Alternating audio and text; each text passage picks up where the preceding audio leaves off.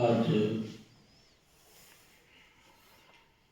सुभाष चंद्र बोस की जयंती है, उनको नमन करते हुए और आज जिनके तिथि पर यह कार्यक्रम आयोजित हो रहा है, ऐसे अति आदरणीय स्वर्गीय बाबू श्याम बहादुर सिंह जी, इस विद्यालय के प्रथम या संस्थापक प्रबंधक,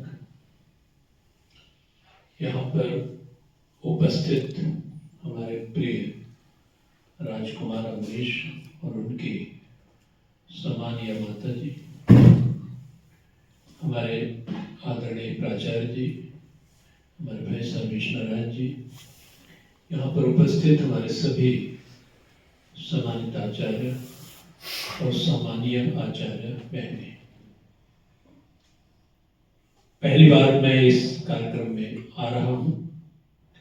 मैं इस विद्यालय का सदस्य तो बहुत पहले से था, लेकिन अभी कुछ समय पहले से अध्यक्ष का दायित्व तो हमको दिया गया है।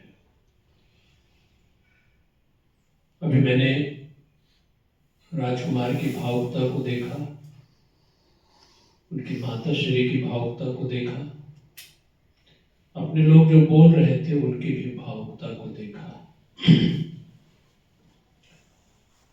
जब हमें प्राचार्य जी का संदेश मिला 23 जनवरी को, तो 23 जनवरी मेरा दूसरे कार्यक्रम भी थे। आज वहाँ पे भारत भारती कार्यक्रम आयोजित हो रहा है, जिसके तहत मेरे को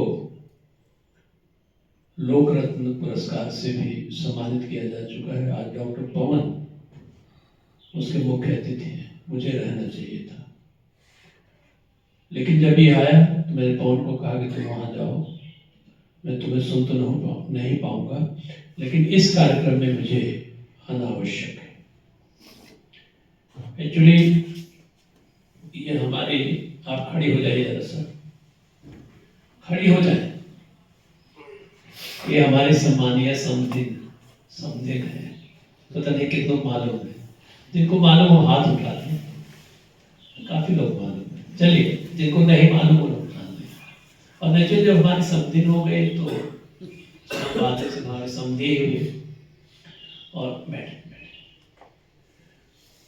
और जिस विद्यालय में मैंने शिक्षा ग्रहण की, हमसे 2-3 साल या 4 साल जो भी रहे होंगे, बड़े प्रोमिनेंट फिगर थे क्षेत्रपट्टी में।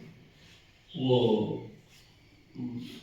शिक्षण मतलब वो विद्यार्थी थे और थोड़े गोरे चिट्टे थे और थोड़े से हृष्ट-पुष्ट भी थे, तो दिखाई पड़ते थे दूर से कि कोई ऐसा व्यक्ति है। देखने में अच्छे लगते हैं, लोग छोटे थे तो देखने में अच्छा लगता था कोई ऐसा स्टूडेंट है। और उस समय मैंने देखा कि उनके चेहरे पे एक मुस्कुराहट रहा करती थी और वो आजीवन उनके चेहरे पे रही। आखिर में हमारे पेशेंट के रूप में वो आए सुल्तानपुर में। उस समय भी तकलीफ थी, उनको खून की उल्टी हो रही थी, उस समय भी चेहरे पे मुस्कुराहट थी। और इस विद्यालय के बारे में जितना उन्होंने किया वो सब आप अच्छी तरह से जानते हैं। कहते हैं कि एक अपनापन पिक्चर थी, उसको मैंने 2 बार देखी थी। उसका एक गाना है, आदमी मुसाफिर है, आता है जाता है, आते जाते रास्ते में यादें छोड़ जाता है। तो ये जीवन जो है, शरीर तो छूटता है, कोई ऐसा नहीं है कि जो वर्तमान में शरीर हम सबका वो छूटेगा, लेकिन कुछ ऐसी चीजें हैं जो रहती, सदा रहती।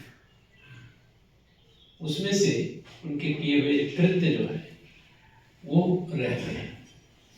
लेकिन आज इस कार्यक्रम में मैं पहली बार सम्मिलित हो रहा हूँ।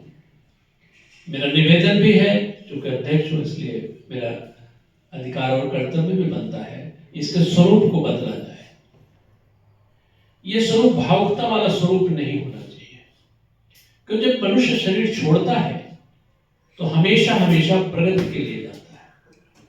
अगर वो किसी गलत कार्य हेतु थोड़ा सा निचले स्तर पे जाता है तो थोड़े समय के लिए होता है।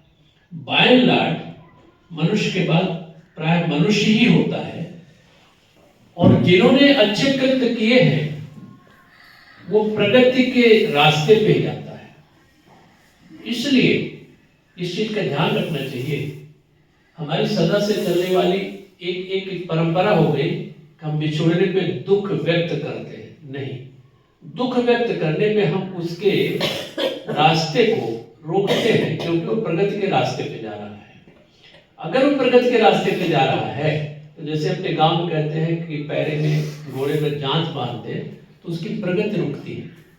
इसलिए इसका एक अभ्यास करना चाहिए कि हम व्यथित ना हो। दुख होगा लेकिन व्यथित ना हो। एक बार अकबर बादशाह ने बीरबल से पूछा कि बीरबल ये बताओ कि मरने पर कौन स्वर्ग जाता है, कौन नरक में जाता है। तो बीरबल तो वाकफट थे, उन्होंने कहा जहां पना जिसके मरने पे लोग दुखी होते हैं वो स्वर्ग जाता है, और जिसके मरने पे लोग दुखी नहीं होते नरक में जाता है। तो हम लोग भाव में इतने दुखी हैं तो निश्चित रूप से उनकी यात्रा अगर उस कॉन्सेप्ट को समझें तो एक उच्चतर स्तर पे गए हैं। इस दृष्टिकोण से हमें व्यथित होने की आवश्यकता नहीं है। अगर व्यथित होने की आवश्यकता नहीं है तो हमें करना क्या चाहिए? ये तो सर्वमान्य हो गया कि हम प्रबंधक के, संस्थापक प्रबंधक के पुण्यतिथि को, अब उनका जन्म तिथि क्या है वो बहुत अच्छी तरह से कहना मुश्किल होगा, ये लोग जानते होंगे, लेकिन कहना मुश्किल होगा कि